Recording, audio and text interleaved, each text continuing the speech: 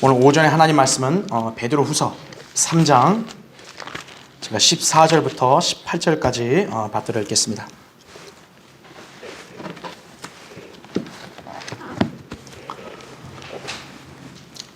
베드로후서 3장 14절부터 제가 읽을 때 여러분들도 이 말씀을 잘 눈으로도 보시고 듣고 또 유념하시기 바랍니다. 그러므로 사랑하는 자들아, 너희가 이런 것을 기다리고 있으니 그랬습니다. 그래서 이런 것이라는 것은 앞에 나온 그 앞으로 있을 예언을 말하는 겁니다. 이제 주의 날이, 하나님의 날이 오면, 그렇죠? 이제 현 세상이 멸망하고, 그렇죠? 이제 새로운 새 하늘과 새 땅, 영원 세계가 오는 걸, 그런 원대한 계획을 다 말하는 거죠. 점 없고 흠 없이 평강 가운데서 그분께 발견되도록 힘쓰라. 또 우리 주의 오래 참으심이 구원인 줄로 생각하라. 우리의 사랑하는 형제 바울도 그가 받은 지혜대로 너희에게 그렇게 했었고, 그의 모든 편지에서도 이런 것에 관하여 말하고 있으나 그 가운데는 깨닫기 어려운 것이 덜어 있어 무식한 자들과 견고하지 못한 자들이 다른 성경들처럼 억지로 풀다가 스스로 멸망에 이르느니라. 그러므로 사랑하는 자들아, 너희가 이런 것을 미리 알았으니 악한 자들의 미혹에 이끌려 자신의 견고한 입장에서 떨어지지 않도록 주의하라. 오직 은혜와 우리 주 곧 구주 예수 그리스도를 아는 지식 안에서 자라가라. 영광이 이제와 영원토록 그에게 있을지어다. 아멘. 그랬습니다. 잠시 기도하겠습니다. 아버지 하나님, 오늘 정말 이 간만에 주님께서 이렇게 비를 내려주심으로 참 이렇게 건조한 또 이 가뭄의 상태가 지속된 이 지역에 또 이 나라에 이렇게 단비를 주셔서 또 적셔 주시고 또 우리의 삶을 더 윤택하게 해주신 은혜 감사드립니다. 또한 주님께서 또 산불 재난으로 고통받는 이 영동 지역 사람들을 불쌍히 여기셔서 비를 내려주심으로 속히 진화될 수 있게 하시고 또 안전하게 지켜주셔서 감사드립니다. 우리는 이런 것들이 모두 하나님의 섭리임을 확신하고 늘 하나님의 은혜와 능력에 감사와 찬양과 영광을 돌릴 뿐입니다. 그런 하나님을 믿는 우리의 신앙 자세는 누구보다 항상 남달라야 됩니다. 더군다나 우리는 이 땅의 저 무수한 교회들과 달리 바른 성경을 우리 손에 들고 있고 또 이 성경에 게시되어 있는 향상된 진리의 지식을 우리를 알게 해주셔서 하나님 말씀의 예언을 확실히 알고 또 성취될 것을 믿고 있습니다. 우리 성도들이 그런 예언의 성취가 이제 다가왔다는 사실을 인지할 수 있게 해주시고 그래서 자신의 믿음을 늘 점검하고 항상 이 성경대로의 대열에 굳게 서서 주님을 맞이하는 우리 모두가 될 수 있도록 인도해 주십시오. 우리 성도들의 가정 늘 보살펴 주시고 항상 건강하게 지켜주시고 늘 안정된 기조에서 주님을 섬기며 생활을 영위할 수 있도록 돌봐 주십시오. 방금 봉독한 말씀으로 저는 우리 성도들에게 설교하고자 합니다. 어리석고 연약한 저를 주님 손에 의탁합니다. 제 안에 충만해 주시고 저의 육신적인 면은 가려주시고 오직 제 입술을 통해서 귀한 진리의 말씀이 이 강단에서 담대하고 능숙하게 잘 선포될 수 있도록 역사해 주십시오. 우리 성도들의 마음과 영에 이 말씀이 찔림이 되고 또 성도들의 영을 새롭게 하고 또 도전을 주며 하나님 말씀을 다시 한번 굳게 붙들고 온전히 서는 우리 모두가 될 수 있도록 인도해 주십시오.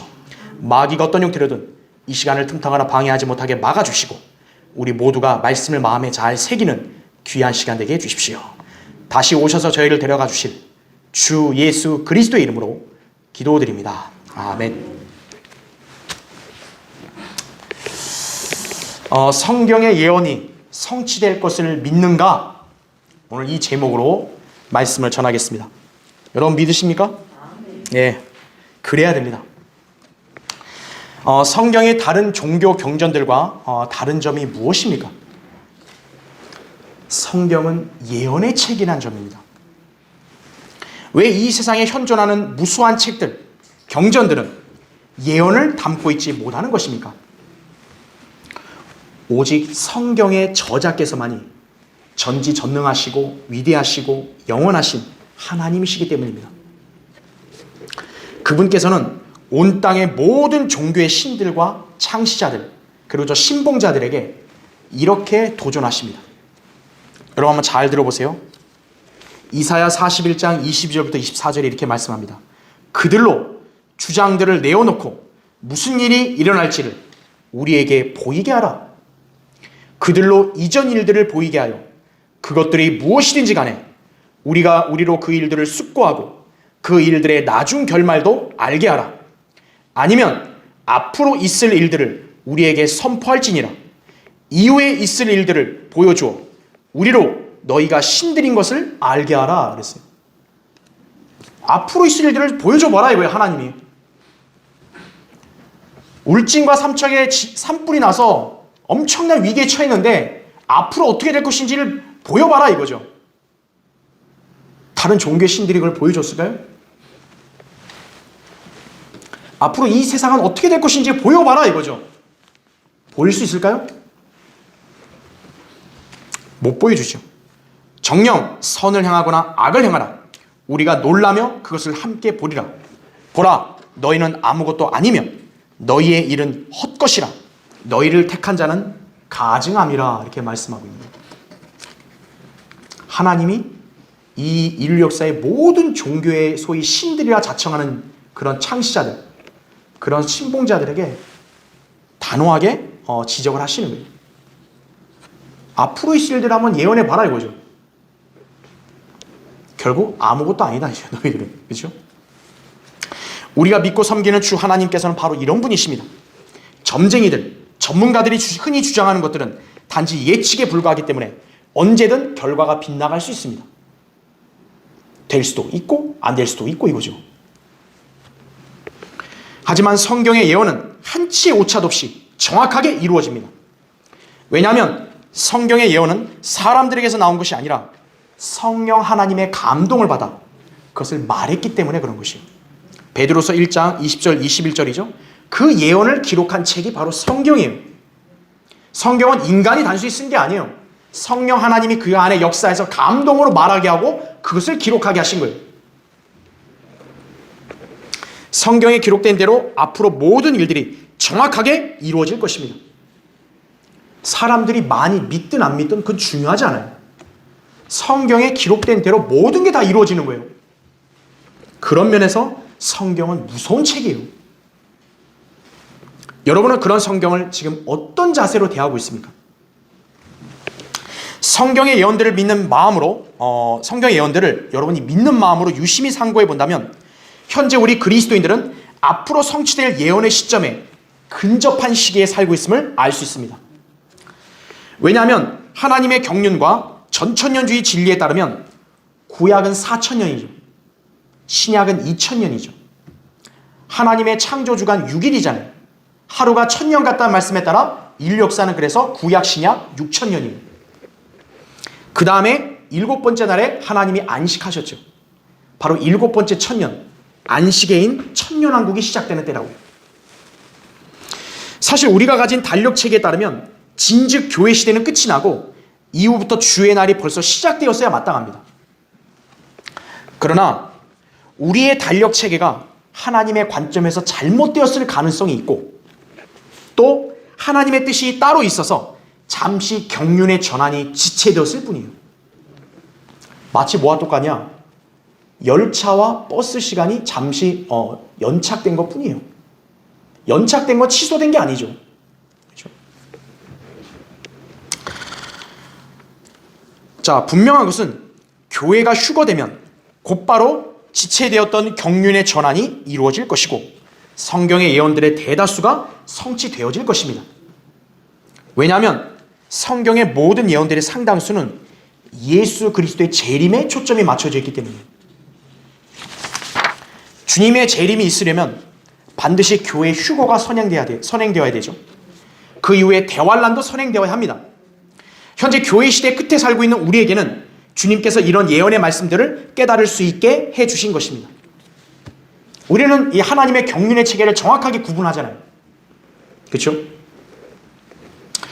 그래서 우리는 예언들이 성취되려고 하는 그런 징조와 조짐을 어느 정도 감지할 수 있는 것이 이전에 오래전에 살던 사람들은 그 시기가 안 됐기 때문에 감지가 안 돼요. 하지만 근접하게 살고 있는 우리는 이제 예언이 성취되려면 뭔가 딱 환경이 조성돼야 되잖아요. 그런 걸 어느 정도 감지할 수 있다고요. 우리가 살고 있는 이 시대 바야흐로 마지막 때입니다. 그런데 이 마지막 때에는 성도들이 살기에는 세상이 굉장히 어려운 상황이 되었고, 특히 마귀의 강력한 미혹으로 인해 수많은 거짓 교리, 거짓 예언들이 도처의 세계에 횡행하고 있고요.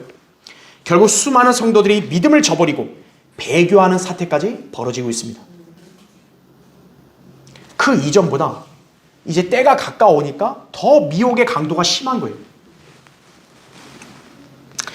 이건 역시도 사실 성경에서 미리 예언해 놨습니다. 데살로니가서 2장 3절에도 배교가 먼저 있다 그랬죠. 그리고 디모데전서 4장 1절부터 3절에도 바로 마귀들의 교리들이 있을 것이라고 말씀하죠. 자, 우리가 그런 풍조에 휩쓸리지 않으려면 어떻게 해야 될까요? 예언의 말씀들을 잘 배우고 공부함으로써 확실히 알아야 합니다. 그래야 안 속는 거죠. 그렇죠? 누군가가 그럴듯한 말로 우리를 꾀열라 해도 우리가 안 넘어가는 거죠. 그래야 이 진리의 대열에서 견고하게 서 있을 수 있죠. 이 점을 베드로가 오늘 본문에서 우리에게 권면하고 있는 것이에요.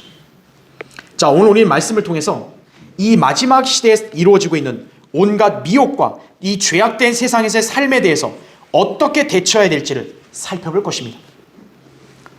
하나님께서는 베드로를 통해 이 앞으로 이루어질 그런 위대한 그런 역사, 위대한 예언들을 우리에게 다 알게 하셨잖아요.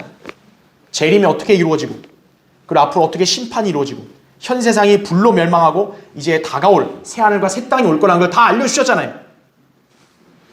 그걸 우리에게 알려주셨다면, 또 우리가 그것을 안다면 우리는 어떻게 해야 됩니까? 이 마지막 때에 우리가 살고 있다는 것을 항상 경각심을 갖고 올바른 믿음을 지닌 성도들로 늘 인정받는 삶을 지속적으로 살아야 합니다. 세상이나 교회 그 누가 어떻게 됐든 그건 우리의 관심사가 아니에요. 아, 이번에 누가 대통령이 되고 누가 떨어지고, 그럼 우리 관심사 아니에요. 우리는 영적 분별력을 갖고 이러한 악한 세태로부터 자신을 지킬 수 있어야 합니다. 여러분, 세상 풍조에 휩쓸리면 안 돼요. 세상은 성경과 역행해서 가는 거예요. 그리고 성경은 이미 세상이 멸망할 것을 딱 확정해 놨어요. 여러분, 부도나는 회사에다 여러분 투자하는 사람 있어요? 여러분은 다가올 영혼을 바라보고 그것을 위해서 여러분 자신을 걸어야 돼요. 하나님 말씀에다 걸어야 한다. 세상은 사라져도 하나님 말씀은 영원히 남는 것이, 이 예언의 말씀은 반드시 성취될 것이, 그것을 믿고 사는 신실한 성도로 여러분이 되려면 이 권면을 잘 유의하고 따라야 합니다. 자, 그래서 오늘 설교의 주제는 성경의 예언들이 성취될 것을 믿는다면 이거예요. 여러분이 예언들이 성취될 걸 믿는다면, 자, 어떻게 해야 됩니까? 첫 번째, 주님께서 부르실 때까지 경건하고 거룩한 삶을 유지해야 합니다. 자, 오늘 본문 14절 보세요. 그러므로 사랑하는 자들아, 너희가 이런 것을 기다리고 있으니 점없고 흠없이 평강 가운데서 그분께 발견되도록 힘쓰라 이거죠. 예수 그리스도께서 신랑이시고 교회는 신부입니다. 그리스도의 몸된 교회를 이루고 있는 우리 모두는 예수 그리스도와 혼인을 앞둔 신부와 같아요. 그렇다면 신부로서 우리의 자세는 어떠해야 합니까? 누구보다 자신을 잘 가꾸고 단장함으로써 신랑과 하객들에게 아름다운 모습을 보일 수 있어야 합니다. 이처럼 신랑이신 예수 그리스도를 만나는 우리 교회 구성원들도 저 세상과 악한 죄로부터 자신을 정결한 상태로 유지하여서 그분께 발견되도록 힘써야 하는 것입니다. 여러분, 갓 목욕한 사람, 새 옷을 갓 입은 사람, 혹은 깨끗하게 옷 빠른 걸 입은 사람은 더러운 거 안 묻으려고 조심하잖아요. 그렇게 살아야 되는 거예요. 자, 인간과 달리 하나님께서는 외모나 거치장이 아니라 죄를 불결하게 보십니다. 그래서 죄성을 지니고 태어난 모든 인간들은 제 아무리 도덕적으로 깨끗하게 살라고 한다 할지라도 하나님 보시기에는 모두 더러운 걸레와 같이 불결할 뿐이에요. 이사야 64장 6절에 나온다고. 인간들이 자신을 의롭게 보이기 위해서 취하는 온갖 종교 행실들, 선행, 양심, 이것으로는 결코 자신의 죄를 씻을 수 없습니다. 그렇기에 어느 누구도 감히 하나님 앞에서 의롭다고 주장할 인간은 없는 것입니다. 나는 내 마음을 깨끗하게 하였도다. 나는 내 죄에서 정결케 되었도다 라고 말할 수 있는 자가 누구냐 이렇게 물으시는 거예요. 잠언 20장 9절에 나 깨끗해요. 나 모든 죄들 다 사함받았어요. 그렇게 말할 수 있는 사람이 누구냐 이거예요. 예수 그리스도의 보혈로 구속받은 성도들 뿐이에요. 그 외에는 그 어느 누구도 하나님 앞에서 나는 깨끗하고 정결합니다 그렇게 말할 수 있는 사람은 없다는 거죠. 자, 그러나 예수 그리스도의 보혈로 구원받은 성도들도 이 땅을 살면서 아직 육신을 입고 악한 이 세상을 몸담고 살고 있기 때문에 언제라도 죄에 노출될 수 있습니다. 여러분, 아무리 깨끗한 옷을 입고 자기가 잘 씻었다 할지라도요, 여러분 다시 진흙탕 속에 들어가면 어떻게 돼요? 진흙탕 속을 아무리 여러분 조심히 다닌다 해도 어때요? 결국 꾸정물이 묻을 수밖에 없는 거예요. 자신의 연약함과 어리석음으로 만약 이때 죄를 짓게 되면 그 사람이 설령 구원받은 하나님의 자녀라 할지라도 역시나 불결한 존재가 되어서 하나님과의 교제가 단절됩니다. 그래서 우리는 늘 죄를 지었다면 예수 그리스도의 보혈로 자백하여 죄 씻음을 다시 받아야 하는 것이 구원이 아니라 현재 우리 죄악으로 더러워진 상태에서 깨끗해지라는 거예요. 이것이 주님과의 교제를 다시 회복하는 길입니다. 요한일서 1장 7절에도 그러나 그분이 빛 가운데 계신 것 같이 우리도 빛 가운데 행하면 우리가 서로 간에 교제가 있게 되고 그의 아들 예수 그리스도의 피가 우리를 모든 죄에서 깨끗하게 하시느니라 이렇게 말씀하고 있어요. 예수 그리스도의 피는 과거의 여러분의 단순히 과거의 죄의 용서 그것만 아니에요. 여러분의 구원만으로 끝난 게 아니에요. 현재 여러분의 불결하고 더러운 죄들도 깨끗이 씻을 수 있는 유일한 비결이에요. 예수 그리스도의 보혈은 현재도 능력이 있다고요. 또한 우리는 매일 하나님 말씀을 읽고 듣고 묵상하고 공부함으로써 우리 자신을 거룩하게 지켜야 합니다. 예수 그리스도께서는 이제 너희는 내가 너희에게 일러준 말을 통하여 깨끗해졌느니라 요한복음 15장 3절에 이렇게 말씀하셨습니다. 우리가 깨끗하게 될 수 있는 게 뭐예요? 예수 그리스도의 말씀으로 깨끗하게 된다는 거예요. 왜 그렇습니까? 성경은 하나님의 말씀을 살아있고 능력이 있어 양날 가진 어떤 칼보다도 예리함을 말씀하십니다. 히브리서 4장 12절에 나오죠. 말씀은 영적인 칼이자 그거랑 똑같아요. 수술을 집도하는 칼과 똑같아요. 그래서 우리의 영적인 병들을 진단할 뿐만 아니라 우리 영적 환부들을 말끔히 제거하기도 하는 것이 여러분이 주님과의 교제 또 신앙생활에 게을러지고 세상에 친숙한 삶을 계속 살았다면 여러분은 영적으로 지금 병든과 똑같은 거예요. 여러분 암은 어떻죠? 암은 누구도 초기나 중반까지도 몰라요. 자기 안에 암이 계속 자라고 있는지를. 근데 이미 고통을 느낄 때는 어떤 거예요? 이미 때가 늦어버린 거예요. 여러분이 세상에 친숙하고 세상에 동화되는 삶을 하루 이틀 살았다. 바로 망한다. 이게 아니에요. 서서히 불결하게 물들어 간 거예요. 계속. 그런 여러분을 다시 치료하여서 낫게 할 수 있는 것은 말씀이에요.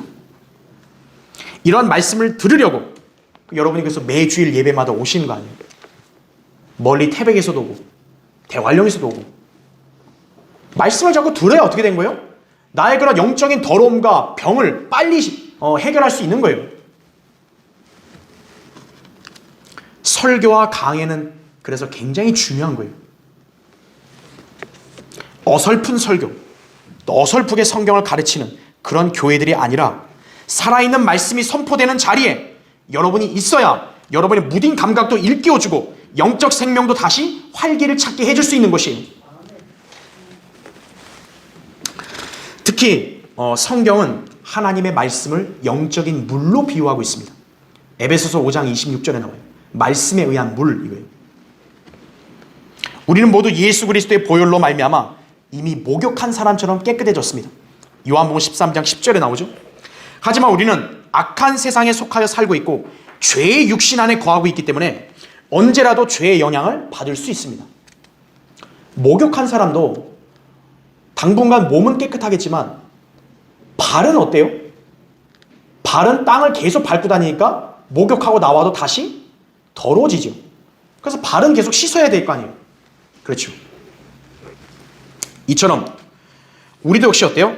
항상 생각과 양심으로 알면서도 죄에 넘어져 불결하게 된 자신을 볼 때마다 자괴감이 들 때가 많았을 것입니다.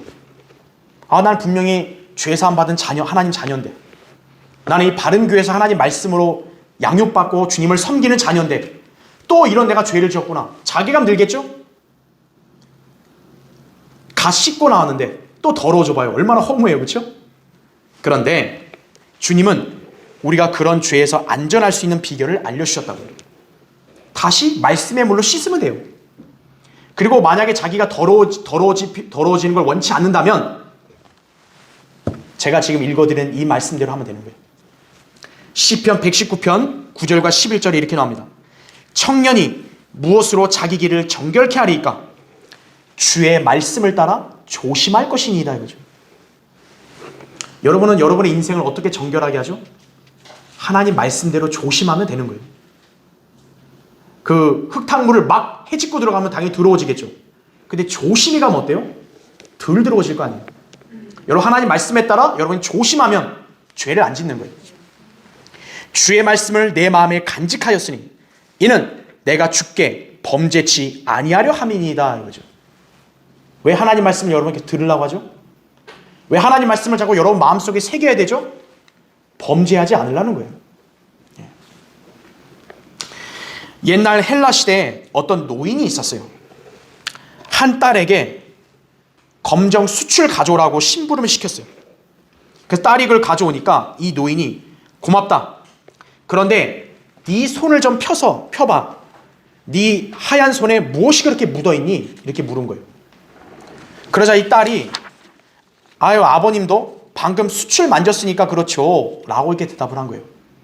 그렇죠. 숯 만졌으니까 당연히 손이 더러워지죠. 이때 그 노인이 이렇게 교훈을 주었다고 합니다. 그것 봐라.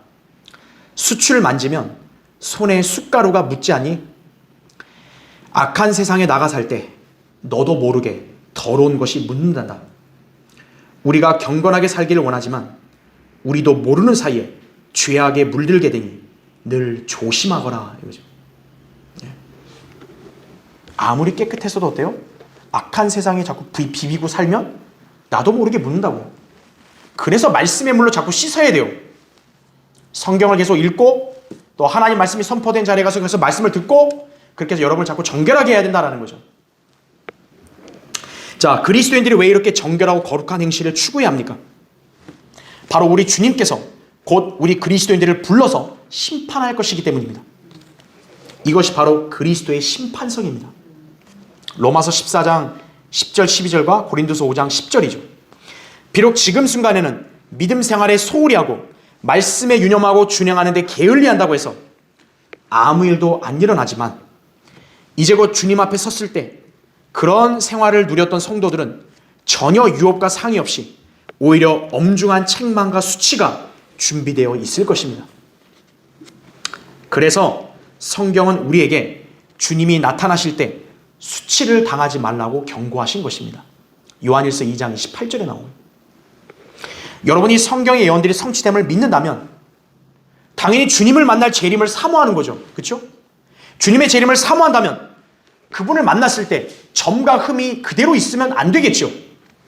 그것이 없도록 자신을 잘 단장해야 합니다. 그래서 자, 성경의 예언들이 성취될 것을 믿는다면 두 번째요, 성경의 진리를 왜곡하는 거짓 일꾼들을 주의해야 합니다. 여러분 거기 15절부터 16절 보세요. 또 우리 주의 오래 참으심이 구원인 줄로 생각하라. 우리의 사랑하는 형제 바울도 그가 받은 지혜대로 너희에게 그렇게 썼고 그의 모든 편지에서도 이런 것에 관하여 말하고 있으나 그 가운데는 깨닫기 어려운 것이 덜어 있어 무식한 자들과 견고하지 못한 자들이 다른 성경들처럼 억지로 풀다가 스스로 멸망에 이르느니라, 이렇게 말씀하고 있습니다. 본문은 사도 바울의 서신서들을 성경으로 인정하고 있습니다. 그러니까 바울이 편지를 쓴 것도 결국 뭐라는 거예요? 성경이라는 거예요. 이런 서신서들은 단지 사도 바울의 지혜와 생각으로 쓴 것이 아니라 하나님의 영감으로 기록된 것들이기 때문입니다. 디모데후서 3장 16절에 나온 그대로죠. 자, 베드로도 역시 동일하게 하나님으로부터 영감을 받아 이 서신을 기록한 것이고 이 서신이 성경으로 인정받은 것입니다. 성경이라고.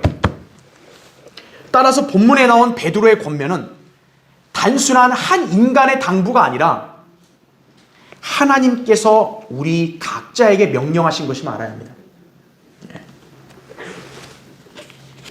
자, 본문은 영적으로 무지한 자들이 성경의 어려운 말들을 자신들의 사상과 전통을 통해 자의적으로 해석하여 온갖 거짓 교리들을 양산했다고 기록하고 있습니다. 그러니까 성경을 어떻게 하는 거예요?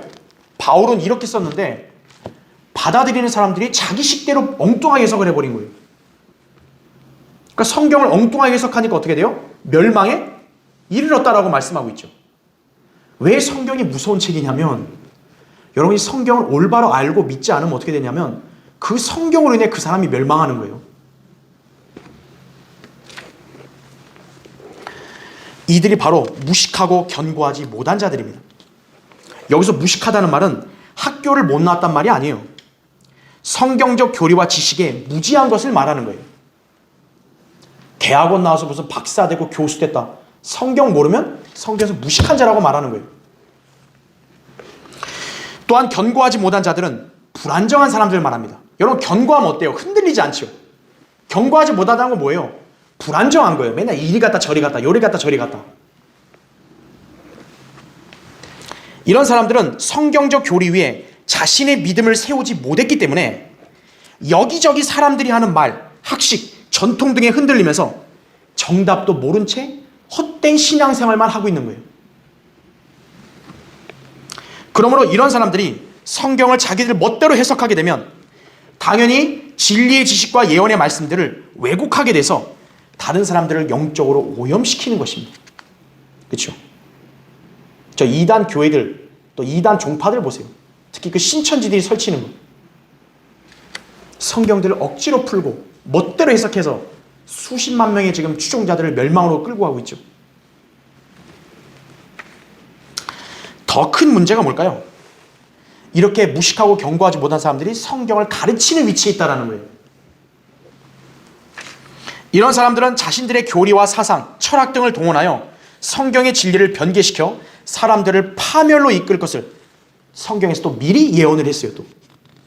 그러니까 하나님은 이 마지막 때에 그런 사람들이 있다는 것까지도 미리 다 멀리 보시고 다 얘기하신 거예요.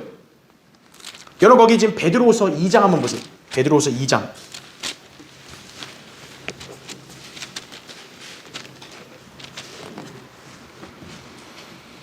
베드로후서 2장 거기 1절을 보시면, 그러나 백성 가운데도 거짓 선지자들이 있었던 것처럼 너희 가운데도 거짓 교사들이 있으리라 하죠.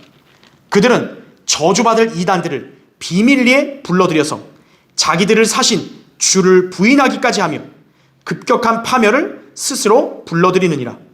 또한 많은 사람들이 그들의 파멸의 길을 따르리니 그들로 인하여 진리의 길이 비방을 받을 것이라. 그들은 탐욕을 품고 지어낸 말로 너희에게서 이득을 취하리니 이제 그들의 심판은 예로부터 지체하지 않으며 그들의 멸망은 졸지 아니하느니라. 이렇게 말씀하고 있죠. 자, 많은 사람들이 어떻게 해요? 그들의 파멸의 길을 따른다라는 거예요. 그래서 마지막 때는 진리의 길을 들어선 사람이 소수예요. 소수. 여러분처럼 소수예요. 많은 사람들이 파멸의 길을 가는 거예요. 그러면서 여기 나온 대로 어떻게 돼요? 오히려 진리의 길이 비방을 받는다는 거예요. 저 사람들이 오히려 우리를 어떻게 하는 거예요? 더 비방하고 이단으로 매도하는 거죠. 그리고 3절에 나온 대로 그들은 탐욕을 품고 지어낸 말로 너희에게서 뭘 취해요? 이득을 취한다는 거죠. 그들이 왜 성경을 말한다고 하는 거예요? 사람 모아서 주머니를 털라고 하는 거예요. 그 성경에 다 나온 거예요, 그대로. 우리 주변에 오늘날 수많은 교파들, 종교들이 생겨나면서 온갖 거짓 교리, 잘못된 성경 해석을 운운하는 것은 현 시대가 바로 진정으로 마지막 때임을 알려주는 것이에요. 자, 무엇보다 이런 사람들의 특징은요, 예수 그리스도의 재림을 부인한다는 것이에요. 왜냐하면 주님께서는 실제로 이 땅에 오셔서 영원히 통치하실 것이라고 구약에서부터 말씀하셨는데 지금까지 이루어지지 않으니까 사람들은 이 예언을 문자 그대로 믿지 못하는 거예요. 그래서 그들은 예수 그리스도의 재림을 영적으로 은유적으로 해석하면서 많은 사람들을 현혹하는 것입니다. 재림은 없어. 누가 그런 걸 요새 믿어? 그런 게 바로 이단이야. 이런 식으로 몰아가는 거예요. 여러분 거기 베드로서 3장 한번 보세요. 거기 3장에 3절을 먼저 보세요.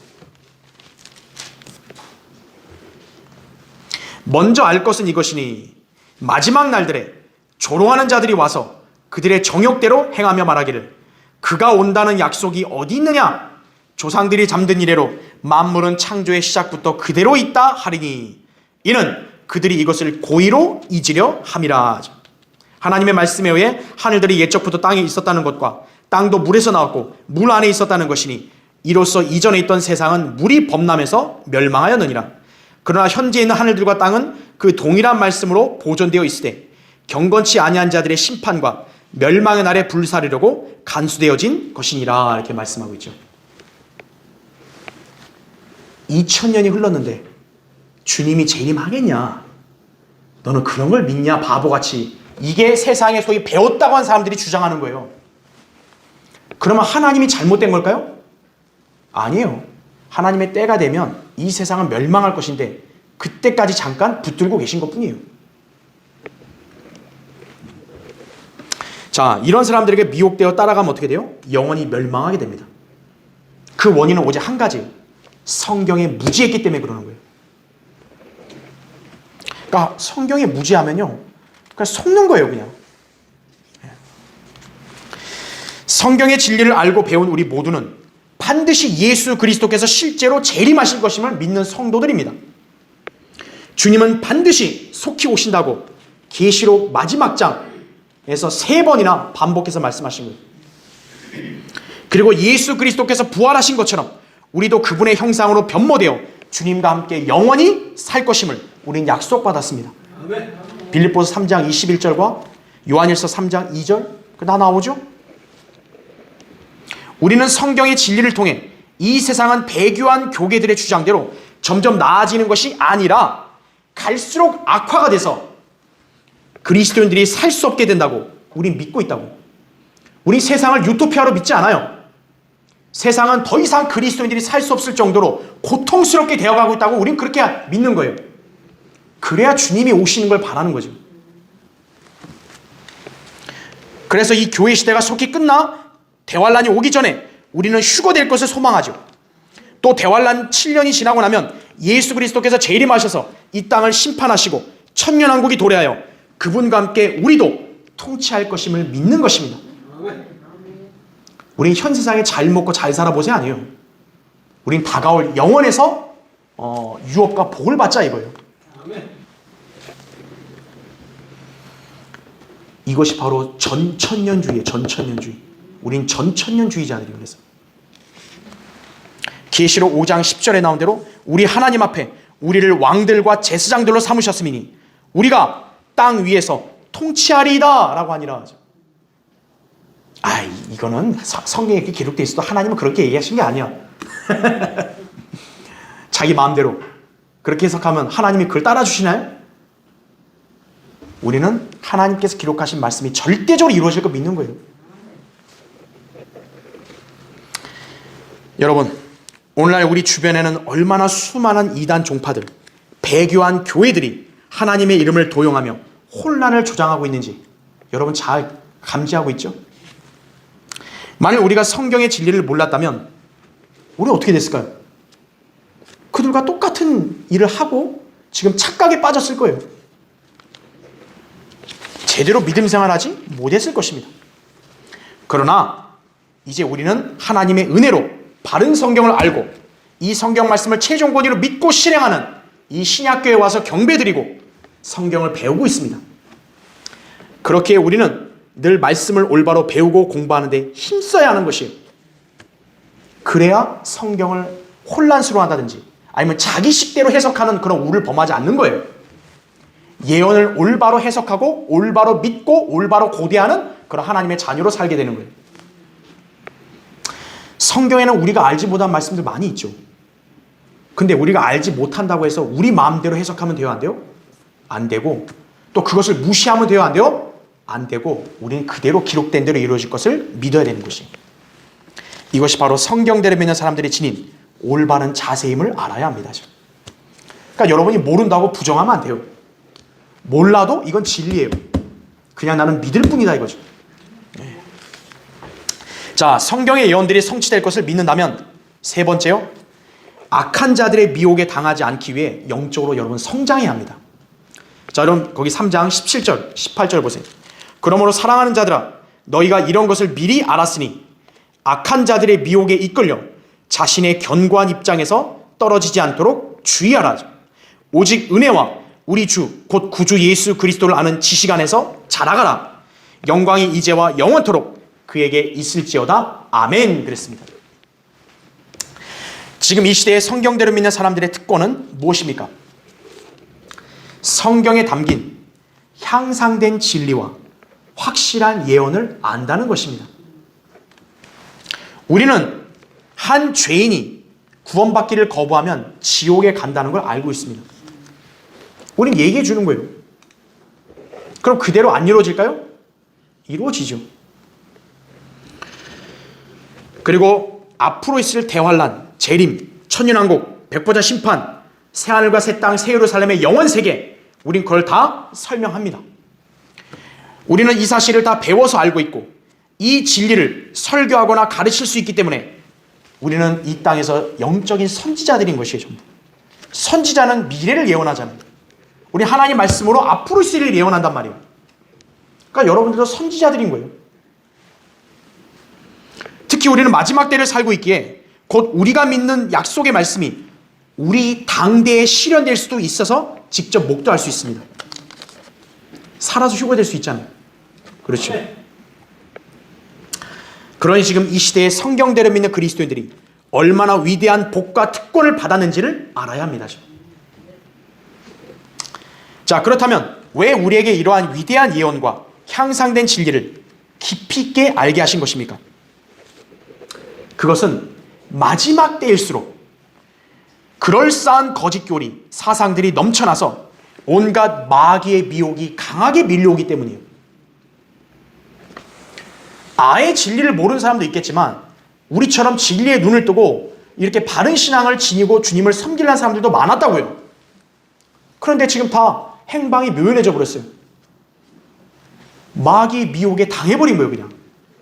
그래서 견고한 입장에서 어떻게 된 거예요? 떨어져 나가버린 거예요.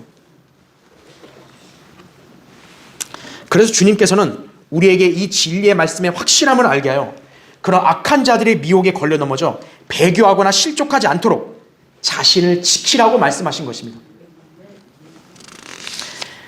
우리는 반석이신 예수 그리스도 기초 위에 믿음을 세운 사람들입니다. 여러분은 모래 위에다 집을 지은 사람들 아니에요. 반석 위에 여러분 딱 서 있는 사람들이. 마귀가 수시로 우리를 믿음에서 끌어내리려고 별짓을 다 하지만 우리는 예수 그리스도의 말씀인 바른 성경을 잣대로 하여 주님을 섬김으로써 견고하게 서 있어야 한다고요. 그러니까 여러분이 누굴 의지한다고 되는 게 아니고 그냥 단순히 여기 왔다가 되는 게 아니고 여러분 자신이 하나님 말씀을 굳게 믿고 이 말씀대로 실행해야 되는 거예요. 그럼 여러분은 누가 뭘 안 해도 견고한 입장에 잘 서는 거예요. 이를 위해 필요한 것은 우리가 하나님의 전신 갑옷을 입어야 한다는 거예요.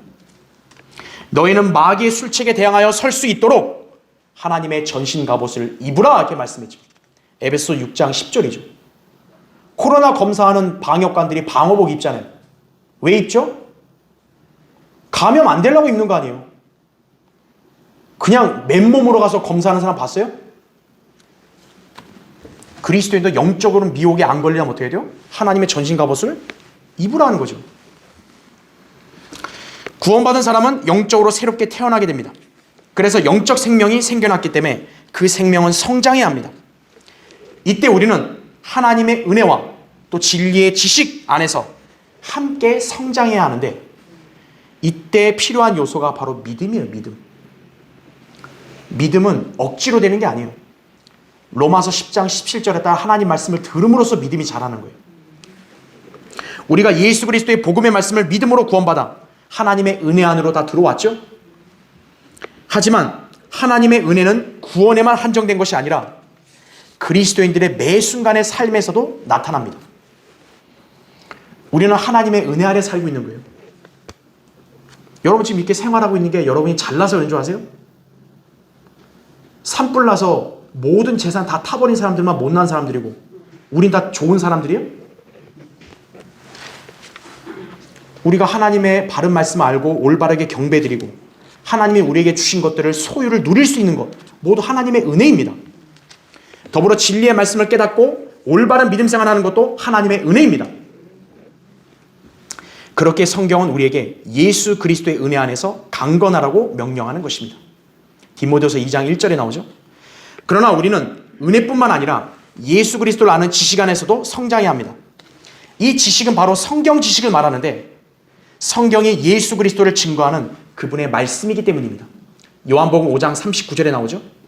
그래서 우리는 하나님의 말씀을 읽고 묵상하며 진리의 지식을 알아야 진정한 영적 성장이 가능합니다.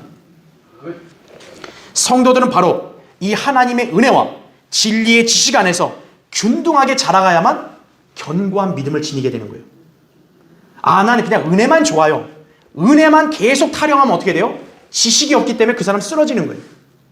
반면에 지식만 추구하는 사람이 있어요. 그냥 무조건 지식이야, 지식. 그럼 어떻게 되냐? 그 사람 교만해져 버리는 거예요. 고린도전서 8장 1절에 나오도록 지식은 어떻게 하는 거예요? 교만하게 하는 거예요. 하나님의 은혜와 지식이 잘 융화가 돼서 성장해야 된다고요. 그래서 설교 때는 때로는 쉬운 은혜의 말씀을 전할 때도 있고 때로는 성경 지식을 설파할 때도 있는 거예요. 균형을 맞춰서 자라야 된다고요. 자, 만약 그렇게 안 하면 어떻게 돼요? 자기 착각에 빠져요. 이 사람들은. 여러분 조종사가 비행을 하다 보면요. 비행 착각이라는 걸 일으킨다고 그래요. 여객기가 주로 같은 방향으로 비행하지만 전투기의 경우에는요. 공중에서 이렇게 빙빙 돌며 한참 날다 보면요. 이게 막 돌잖아요. 근데 하늘이 푸르죠. 바다도 푸르죠. 헷갈리는 거예요. 항상 전투기가 빙빙 돌다 보니까. 그러니까 어느 쪽이 하늘이고 어느 쪽이 바다인지 구분을 못할 때가 많다 그래요. 조종사들의 그런 고백에 따르면. 또 같은 고도에서도요. 비행기가 선의 비행을 하면서 회전을 할 때는 속력을 좀 내면 비행기가 자꾸 위로 올라가는 것처럼 느껴지고 반대로 속력을 늦추면은 비행기가 땅으로 떨어지는 것처럼 느껴진다 그래요. 그러니까 사실은 같은 고도로 달리는 건데 착각을 일으키는 거죠. 그렇죠? 바로 이게 소위 비행 착각이라는 거예요. 그러니까 만약 이 사람들이 자기 착각대로 행동하면 어떻게 되는 거예요? 비행기 사고가 나는 거죠. 그래서 이 비행기 조종사는 자기가 잘하고 있는 줄 아는 거예요. 그래 밖에서 볼 때는 어떻게 한 거예요? 굉장히 위험한 거예요. 비행 착각에 빠진 사람은.